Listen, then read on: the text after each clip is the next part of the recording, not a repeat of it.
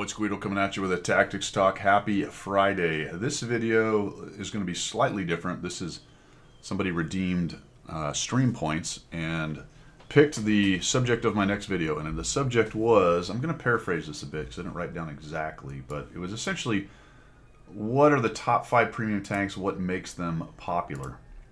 And left it up to my interpretation a little bit and threw out some tanks, which I think we're going to stick with talking about. The Borovsk, the Yilsiva 90, the Su-130, the Scorpion or Scorpion G, Forest Spirit for the Su-130, same thing, and the Shrek TVP or the Shiptych TVP. What makes those things so popular? And we're going to stick with Tier 8. All right, these are premiums you buy essentially, not necessarily prizes or things you might get from Clan Wars at Tier 10 or things like that. We're just going to talk about premiums. So what makes, first of all, premiums popular? It sounds like kind of a dumb question, but you got to kind of think about that. So what are the things that make premiums popular? Well, they make more credits. Credit grinding in this game, especially if you're new, is a big deal. People are always credit poor because the tanks are expensive. And as you're grinding through lines, you're going to need millions and millions of credits. And these tanks make that easier. They get extra credits, period. When you look at tanks that get extra credits as premiums, you want to get the ones that do it the cheapest. And that generally means that they have good DPM and good standard pent where you don't have to spend a lot of special rounds, which cost more credits. So if you can come up with a tank that you can play for a long time in a game, meaning it lives a lot, some of that has to do with playstyle, looking at UTDs, something that has decent mobility and can get around the map and doesn't get kind of stuck even in games where it's moving very fast, so there's some mobility available to you. That's important. Tanks that have high penetration with their standard round, and tanks that do good damage, high alpha. Not necessarily always just high alpha, but relatively, especially in relation to their class and tier, mostly class. So if you have those combo, you've got mobility, you have a playstyle that keeps you alive for a lot of the game. You have a high penetration standard round and a decent gold round for the times you want it. You probably have a pretty good premium tank, or at least a popular one, or usually a combo of the two, because popularity is generally driven by the tank being good.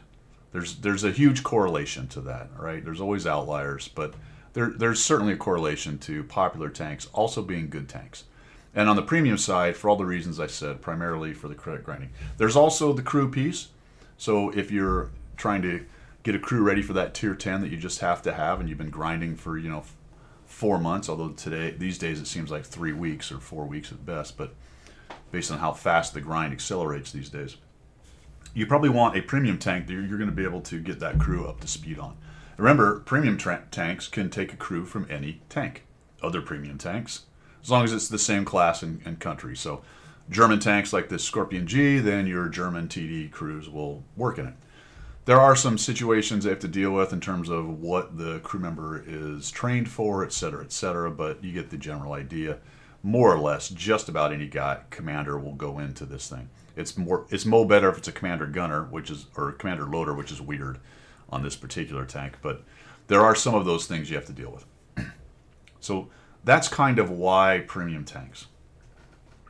The other big why, I think, that some of you are probably screaming right now is you're paying money and today you just get a better tank. That goes to the popularity in the tank being better, right? Then better than what? Better than generally tech tree tanks. Not across the board. Again, there are exceptions, but if you look at the most popular tanks and the reasons and the things they have and their characteristics, that is basically it. So let's break it down with these 5 tanks and just kind of take a look at what makes these things so popular. First of all, let's prove that they are popular. And as always with things like this, it's sort of a mixed bag. It's not necessarily a perfect correlation. Right now, we have a new tank. And Frank the Tank, might be creeping into this conversation. We'll have to see what happens, but the XM57 is a new tank. So as a new tank, the 57 is being played quite a bit. Although with the way it's performing and its popularity, notice that playing this thing, or 313,000 games. not necessarily people. It's doing pretty well, a really high or a decently high win rate differential at 0.77. And pretty good players are playing it. It's doing pretty well. But as far as being popular, it's quite popular. Will it be as popular as the 130 or the Scorpion? We'll see. We'll have to look at that over time. So we're not really going to talk about that one as it's a new one. But of all the new premiums that I'm seeing on this top of this most played list, it's probably one of the ones that has the best chance of competing. Although it lacks one of the big things that the big three, I would say, the Scorpion, the Su-130, and the Shrek have, and that's mobility. But it does have a lot of armor, and it does hit hard. Here's the Barask. That's the second most popular, not by much, but 100 battles looks like, at least on NA. So it's certainly popular. That it meets the bill of being popular. The even 90, yep, absolutely. You can't swing a dead cat without hitting an even 90 when you have light tanks in the game. Neither can you the Barask or the XM. It seems like there is one of these in every game. To include the Squall, if we get down here now, the Squall is also new, and it's a light tank. I would say it's the same as the XM57, and it has a bad win rate differential. I don't believe this will stay up here as that popular of a tank. It's not going to be fighting for the top spots. I think that one's going to drop out. Got the Scorpion G. Contradictus, also same kind of idea. Maybe, we'll see. And then there's the Shrek. So of the 5 we talked about, they're all in the top 10 or 8 or so here, top 9, whatever it is. All right. I think there's explanations for why there's a few higher. Here's another version of the Scorpion. By the way, if you add those two together, I suppose the truth is if you add the Su-130 and the, where's the Forest Spirit? Probably further down, but certainly if you add the Scorpion G and the Scorpion together, you're actually at almost 200. So it's really second. All right, so there's lots of stuff. There's another Barask version out there somewhere, right? Okay, so it's not perfect, right? There's a couple other things going on, but you can see that they generally have a pretty good win rate differential, which means they're good. Although, don't be honest, the Su-130 is a little bit underwater, as is the Scorpion G, in terms of who's playing it and how well it's doing, but it is very popular. It is very popular. Now, I did say in general it has to be a good tank. It is usually a good tank that's also very popular as a premium. And you might look at that and go, well, it's kind of not a great tank based on win rate, and that's certainly true. But there's other things to be involved here. Remember I talked about Alpha and Pen. If you're a bad player and you're only going to get 2 or 3 shots in a game anyway, maybe 5 or 6, you might as well be hitting for 500 and with good pen so that you get a little bit out of that. Okay, so there's some of that. We'll get to that as we go. So I think we can certainly say that these are very popular TDs. It is arguable about whether they're the best TD at tier 8 as a premium. Certainly not. There's a couple that are better in each one of these. If we sort by, say, win rate, we go to just TDs and we go win rate. We see things like the Grom, the Turtle, the Jagdtiger, not as popular, right? SFAC, that's new, probably more popular than it might end up being, although to be honest, the way I've seen that thing performing, it might creep up there. We'll see. There's not many out there. That's the other problem. And something I didn't mention, how many have proliferated. There are a lot of Scorpions, ELCs, SU-130 variants, Scorpion variants, Barask variants out there. So that's another piece of the puzzle. You know, ISU, there's the XM57. Doing pretty well and very popular. You have to go pretty far before you start finding the Shrek. You're going to find the Scorpion down here. Here's the Forest Spirit, etc., etc. All right, so none of this is a perfect correlation, but it does explain a lot of things about why they're popular. All right, so we know they're popular. We know they're pretty good. A couple of them are top. I believe if we look at, for example, the ELC 90, I want to say it's the number 1 or close to it. Number 3. Win rate. You got the EBR and the 432 above, but it is wildly more popular. Wildly more. Why is that then? So why is it that the Scorpion and the Shrek and the Su as TDs are more popular than just about all the other TDs minus one of the new ones that's out? That's pretty good. And why is the ELC so much more popular than the rest of the light tanks, especially if there's a couple that are actually objectively better? Well, one's a wheelie, so there's a bit of that going on right there. What is it? What is it that makes them popular like that? Well, let's take a look at some of the stats here. First, we're going to start with the 3 that are TDs. So we'll go into the comparison here. We'll kind of take a look at these and we'll talk about what it is makes these things so popular.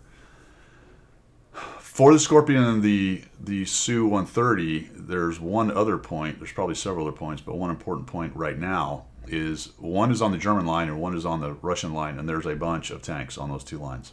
So that's helpful, right? The Shrek, there's not that many Czech tanks on that line, but for the Russian and the British or the German one, plenty of tanks. So that's going to help it. That's going to make more people interested. So we talked about some of the characteristics. So what are those? The characteristics that make it good. Alpha is certainly up there, although the Shrek doesn't have the alpha. What it does have, though, is DPM, and DPM is important as well. The Shrek rocking 2800. These two are at 24 and 23, which is not absolutely outstanding at Tier 8. But remember, you're talking about a lot of people are looking at these going, you know, I'm not really good at this game. I'm not that interested in try-harding. I mean, I'd like to get better, but I'm not going to be a student of the game and just play it over and over and this is my life and I want to get good. I just want to casually enjoy it, but I also want to progress and I want to make some credits and I want to be able to unlock tanks and play my game, etc., etc. So what kind of premium am I looking for? Well, I heard the Scorpion and the Su hit pretty hard, and they have a play style where they sort of hang out in the back. They're support, right? They have mobility, so I can get around if I need to. Not that a lot of those kinds of players really get around much, but they certainly like to get to certain places fast. You know, if I'm following up a game, then I have some options in there to sort of be a medium-esque kind of tank. I could even go to the heavy brawl if I'm careful, because I have a kind of turret going on. That's really important. You'll notice all three of these tanks have half turrets or quarter turrets or partial turrets. That gives them much flexibility over the casemate tanks. You also notice the XM57 has a partial turret. Very interesting. All right, so those kinds of characteristics are important. So when you're looking at the whole broad player base, and the vast majority of them aren't at the top of the win rate scale. They're all in the middle somewhere, most of them, or to slightly below. These tanks, then you can see immediately the attraction, right? I'm hitting for 490. I'm hitting for 520. This one only hits for 250, but it pews, shoots like crazy. They're support tanks. They hang out in the back. I try to use my camo. I try to not get hit because I'm not very good, and if I get seen, I get crushed, right? All of that stuff going on. So that is a huge part for these three, those kinds of characteristics. To be quite honest, a relatively slow gun load is kind of an advantage to some of the below average to below average players because it really doesn't tempt you to do dumb things. You're like, I got a long reload. Let me just kind of hide here for a while. You know, have a think, take a breath, figure out what I'm doing. It can actually be an advantage. Not the case of the Shrek, but pew kind of tank. Decent gun depression, that's helpful. Not amazing, but decent right there. Nice and accurate, especially in this case of the Scorpion. Although my Scorpion players out there will probably scoff that and say, well, that doesn't seem to really be the dispersion of the Scorpion. And I tend to agree at times. Very interesting there. Decent aiming. So gun handling. Gun handling is decent. Not absolutely amazing, but pretty good. All these are pretty accurate tanks. They're going to generally hit more often than like the big derpy 750 Alpha, like an ISU or something like that. That can be very frustrating for average to below average players when you do all the work to get in position and you click the left mouse button and then you don't hit. It hits the dirt, it bounces it. You don't hit what you're aiming at, whatever the case may be. These tanks will make you feel a little bit better about that. I'm not saying they're going to hit everything you aim at, but they will make you feel like you're hitting more often than maybe with other tanks. There's no armor on these things. That's actually kind of an advantage for your average to below average players because it doesn't tempt them to get up front and start trying to face punch. They know it doesn't have any armor, so they're going to hang out. That's also kind of a negative at times because very often they're way in the back in the wrong spot. But if you think about that as well, they're looking for that last 2-3 shots at the end of the game. That's all they ever get anyway. 3 to 5, 6 maybe shots. Doesn't really matter to them where they get it. They got a high pen standard round. They're going to pen some. They're going to make some cash no matter what happens, and off they go, right? And if you're an average to slightly above average player, then you can kind of make these things sing in the right situations with them. Okay, so it's kind of the all tank. It really does fit just about anybody's play style or anybody's skill level, and it will. I was going to say excel. It's not necessarily what I'm going to say. Some people can make them excel quite a bit, but it will certainly get you damage, get you experience, get you crew experience, get you free experience, and get you credits, just about no matter who you are. And these are all things that make these things so popular. So they cruise 60, 65, 55. They can get in and out, often into trouble. Camo is kind of average down here, and view range, well, generally people who are hanging out in the back in TDs aren't too concerned about view range. They are busy telling the scout to get off his ass and scout for them because they don't have anyone to shoot at. Right? Exactly. So that's my take on these three tanks. It's, again, I'm not saying I'm completely perfect with the corollaries. If we look once again over here with the TDs at tier 8, you can clearly, now let's go here. You can clearly see that, the XM57 is very slow, but it's got its other strengths, right? Good armor, that half turret thing going on, all that kind of stuff. These are your glass cannons, the Sioux, the Scorpion, the Shrek, another Scorpion in there as well. And then guess what? Kind of the same prototype, but it's a tech tree tank, the RHMB, right? The RHMB shows up here, same idea. Okay, very, very interesting. These end up being the most popular, some of the most popular in the game, actually, premium tanks, some of the most popular tanks based on how much they are played, especially at tier 8. You will see Scorpions, Scorpianskis, the Su-130, and the Shrek in just about every tier 8 battle you fight, quite honestly. And that's TDs. And it's interesting to me that 3 of the top 5 that we're talking about here are TDs. And if you look at the top, we just look at this and go, all right, just tier 8s battles. How many of these are TDs? Well, we got a TD, a medium, a light, a TD, a new light, okay, and that's a new TD, a TD, a new heavy, a TD, a TD, TD. You see what I'm saying? I mean, the top 10 are full of TDs. Why? Because the vast majority of players are average to below average, and they learn pretty quickly in this game that if they get seen, they get dead. And a good portion of them never get past that. You start the game, you're like, oh, I want to play tanks, I'm going to rage out, and you have fun at tier 1 and 2, and you're shooting, you don't really care, you blow up, and then you start figuring out what's going on with this, why am I blowing up? Then you get to that kind of mid-tier, and you keep doing that, but you keep getting blown up, and then a lot of people learn to, wait a minute, why am I getting blown up so much? Well, because I'm getting shot. Well, how do I not get shot? Well, I don't get seen. And then their development stops. It stops at, I don't want to be seen. So what tank is the best one for that in general? Well, it's going to be a tank destroyer. And so many people never really get past that.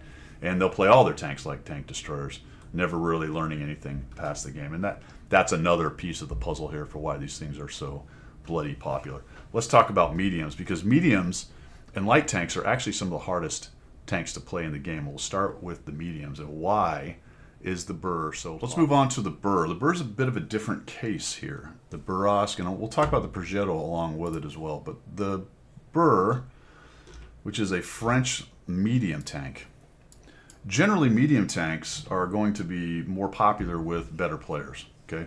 And we're going to see that when we look at the stats, that the Burrasque, while it is extremely popular in terms of the number of battles, the player win rate that plays it is much higher than the TDs. So your good players are really going to flock to this kind of tank. And I think if you add up the number of players and popularity of the lower skill type tanks like the Scorpion and the Su-130, and then you add up the popularity of the higher skill tanks, you're just going to find a much larger group of players playing things like the TDs, the Scorpion, the Su-130, etc. However, it still is a fact that the Burrasque is very popular at 167,560 games currently this month last 30 days on NA. But you can see the win rate, player win rate is all the way up at 52.63. And so even with a player win rate that high average, it still overperforms at 1.72. So it certainly has the goodness factor. It's just a good tank, period. Pretty good players are playing it, and they overperform in it. So it's good. It's just better than a good amount of the medium tanks out there. Why? Why is the Burrasque that good? Well, the Burrasque has a sort of gimmick that is a problem in World of Tanks, in my opinion, and that is the two-shot autoloader. Especially a high alpha gun on a chassis like that. This thing's running around, I think, at 360 for each shot. That's insane. And it's very difficult for Wargaming to balance the two-shot autoloaders. A good portion of the two-shot autoloaders are overpowered. Skoda T56, looking at you. The problem is that you get a lot of bang for your buck. So the high alpha boom boom is really powerful, but you're not really, the supposed negative of being out of the game for a long reload is not that big a deal. It's still around 20-25 seconds depending on how you have it set up, but in terms of the time space of World of Tanks and how the game is played, it's actually not that much. When you start getting past 25 into 30 or 40 seconds, that becomes a problem because you're out of the game too long. Plus, it's got the mobility to get away, right? So it brings that big stick. It brings relatively fast boom boom. It's got some in between 2 seconds, so pretty good actually. But its reload isn't that long, and it's got the mobility to get away if it needs to, and it's got the stealth,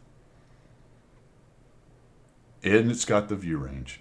It just has everything that you want on a medium tank. There's no armor, but really, at the end of the day, no armor on a medium tank with the thing's capability is just not that big of a deal.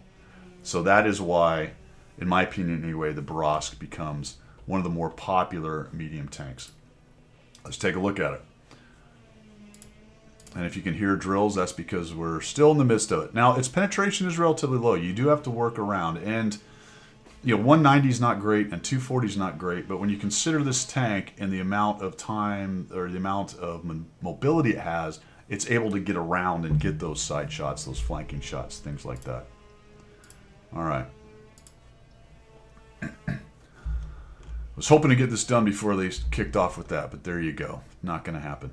I've got the Borovsk and the Progetto. We'll just get rid of the TDs for the moment. I did include the Progetto because if you look over here, and I was actually clicking on my screen, I apologize for that this thing is still up, but there you go. Also, the Progetto is played by good players and does pretty well, and it's very popular. But it's kind of a distant second, to be honest, compared to the Borovsk right there. So if we look at the comparison here, 190 is low. The Progetto has better pen. Actually, Progetto has pretty good pen, and its gold round's decent as well. Rate of fire 5.2. They kind of work their magic different. The Borovsk reloads the whole clip and magazine, and the Progetto has this kind of sequential thing that gets faster as it goes there. They have relatively low DPM at 18 and 2000, but that's not the strength of these things. These things' gimmick is burst damage and the ability to close down things and then get away with their mobility. Not great accuracy on the Borovsk, although the Progetto is very accurate, so there's kind of a bit of a different idea right here. The Progetto's not quite as mobile as the Borovsk and not as stealthy, so it's a little bit more of running around with the firepower, but it still has the mobility to get out of the way if it needs to right there. And then we get down here and we look at the camo, especially on the Borovsk at 19.27. This tank blurs the line between light tanks and medium tanks. It's a really good medium tank, and it's a pretty good light tank. The only thing it doesn't have is moving camo the same as its regular camo, but check it out. It's only 5% less. It's 1448 on the move and 19.27. You talk about putting LNES, it can carry a CVS, it can carry optics.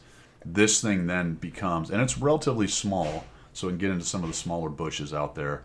This thing really can flex to the light tank.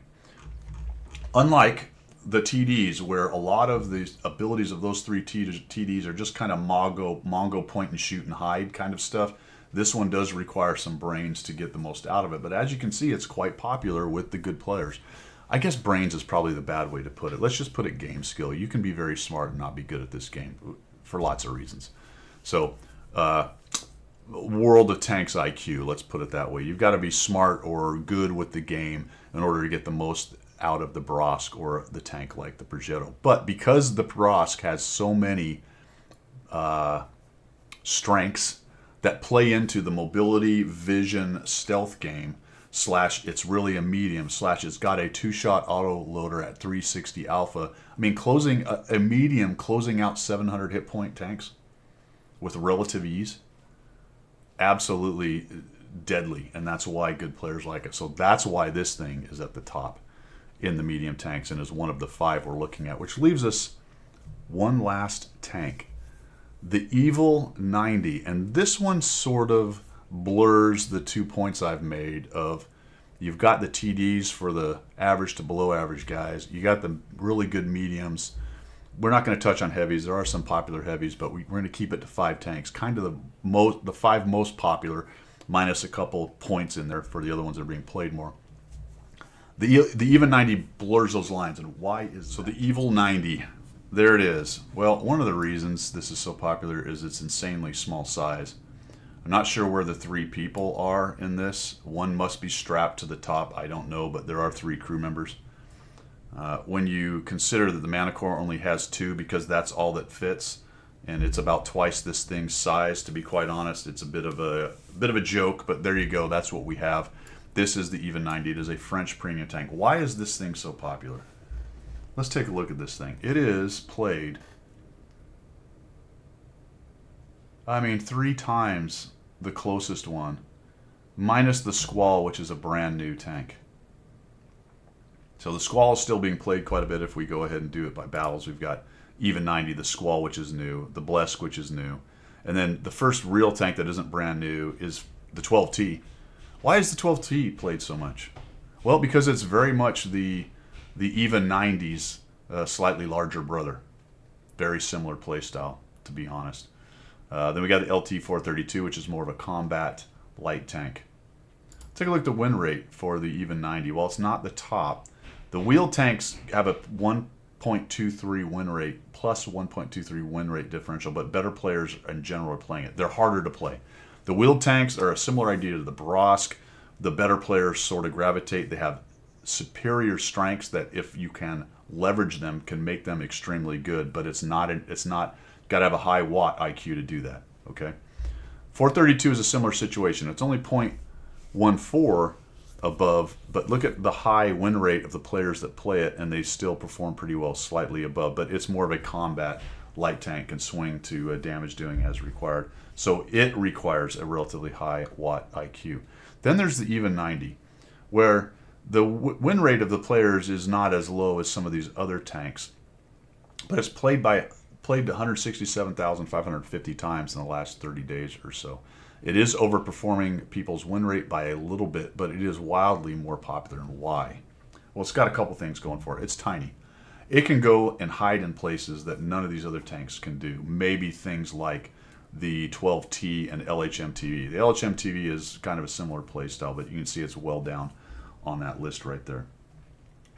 What else does it have going for it, fellas? It's got an autoloader. It can drop 600. Does have a relatively long time between shots, but as far as closing guys out with 230 alpha, 2.5 second between the shots, takes about, 7.5 seconds to get everything out downrange. You're talking 700 alpha or 600 alpha, almost 700 in 7 seconds for a little tiny light tank. So while it's not all about firepower, once it gets into situations where it can use that little autoloader, it is brutal. It is absolutely brutal. All right. So it becomes a very popular tank. If you are learning light tanks, if you are a newer player, you want a premium first because you're going to make more credits. If you're learning light tanks, you just want the best, and this is it. So let's take a look at the comparison.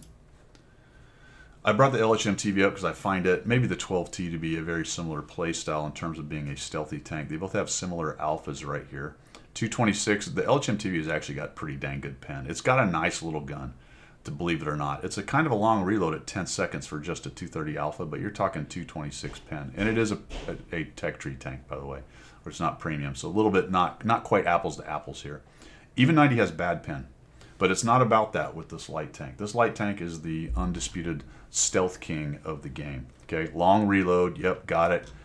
Good gun depression at -5, that is useful. Terrible elevation, by the way, at only 13. That is something you have to work around. The aiming time and dispersion are okay, although it's not as bad as people think. 0.36 is actually not that bad. And really low DPM, but that's not what this thing is. This is a closeout machine with the autoloader. That is very useful for it. But what this thing is about is doing 70 kilometers an hour. Okay? 20 backwards. Pretty good specific power for getting up and going. Decent traverse speeds for maneuverability, but check this out down here. 22 starting. I don't have any equipment on this thing. I don't have camo. I don't have the perks set up. I don't have food, all the stuff, right? I don't have the whatever it takes to add camo. This thing gets into the 50s easily. It is absolutely insane. And a pretty good view range, which is 380. Okay, so add the view range stuff, the CVS, and what you have here is quite literally the best scout at tier 8, bar none. There will be people who prefer other ones because they do better them. I'm looking at you, EBR and LT432, which are doing better win rate wise, but they're overall in the stealth category. There is no better scout in the game at tier 8, maybe even in the whole game. I guess the Manticore might challenge it a little bit, but the ELC even 90 is just it. And that's why everybody gravitates towards the ELC even 90. In general, I think light tanks are played by generally better players than TD players overall. Like if you put yourself in those, tank class stovepipes. Good, we got some serious drilling going on now. Generally, you're going to find light tank players and medium tank players overall to have a higher watt IQ. Generally, not always true. So light tanks especially, though, is probably at the top of that list because they're just not that easy to play. But that being said, it is clearly popular across the board. It's not all just good players at 167,000 battles in 30 days. So if you're doing light tank missions or you're trying to learn light tanks, this thing, it has a reputation as the best, and it is backed up, I would say, absolutely. Overall, especially in the stealth category, this thing can go places that you wouldn't even believe. And it can get closer to tanks than you might think, even out in the open. It's an absolute monster. And all those little characteristics, it's small, great camo, good vision, all that stuff just puts together for the ELC just to be the most popular. And honestly, it's really around the camo, to be honest, because what happens with that much camo is it opens up more of the map to move around on. It gives you more options to get closer to the enemy and spot, and it's harder to see it. This is a tank. There's several light tanks like this, Manticore, a couple of LHMTV. The tanks that if it gets into a bush, you're never going to spot it unless you get into a significant number of tanks won't spot it until proxy range. That's how good the camo is. Light tanks, CVS, other stuff can sometimes spot it earlier. But generally, if you're on a map like Proc and you get in a bush pretty far forward, you're not going to be spotted until someone gets in 50 meters and then auto spots you, proxy spots you. And that's when you'll finally see the even 90. And there are maps, you will see it. You'll be playing on Proc or Malnovka or something, and your light tank dies and the other tank dies in ELC even 90. If it's any kind of competent player, the advantage of an ELC 90 on a good number of maps over a team that doesn't have a light tank or has a worse light tank, provided all else is more or less equal, is huge. And that's why the ELC even 90 is very, very popular. Last thing we'll take a look at here that we haven't looked at is the credit earnings of these things. So that's something you can do here on tomato.gg. Tank economics, which is actually pretty cool. And we'll go ahead and just do tier 8s. Now let's take a look at the profit numbers. What are the most profitable tanks? Well, the WZ-113-2 is a special tank. I don't think it's released. The ISG-130, there's not many of them out there. We got the Grom. Interestingly, the Grom is actually making some serious money. The X-57 is backing up its popularity with money, so there you go. It may enter this conversation. The EBR, the Panzer 58, which is crazy. Project Iron, look at this. So we got to go a ways down here before we get to the tanks we talked about. Although they're not too far off. We're talking the Su-130 at 65,000. Where does the first Scorpion show? Oh, well, it's down here at 63,000, which is not too much different. Boy, they're really getting crazy in there. But again, we're talking about tanks that are popular, and they still make a good amount of money. They're not the top earners, but they're certainly at the top of the list, or near the top of the list. And when you're talking about you only get 2 or 3 shots, it's nice that what I really need to see in this is, yeah, that might be its earnings, but how many shots does each one of those take? Because when you're talking about a Scorpion or a Skorpiansky hanging out in the back taking 3 shots, that guy's still making credits, especially if he's shooting standard rounds and not spending a lot of money. So there you go. That's my take on the top 5 or some of the top 5. It's debatable. We could certainly have arguments about that. But in terms of being popular, definitely some of the most popular premium tanks at tier 8. Let me know what you think down below. That is all I've got for today. You guys have a great one. I'm going to go see what's going on out there. See ya.